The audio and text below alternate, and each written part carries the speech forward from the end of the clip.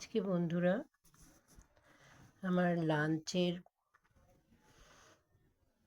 Menu হয়েছে ভাত, বেগুন ভাজা আর ফুলকপিটা আমি গোবিন্দভোগ চাল দিয়ে আর কাজু বাদাম আর কিশমিশ বাটা দিয়ে করেছি।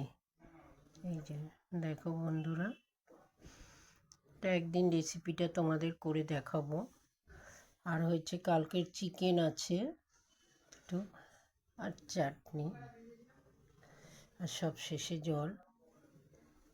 এই হয়েছে আজকে এই রান্না।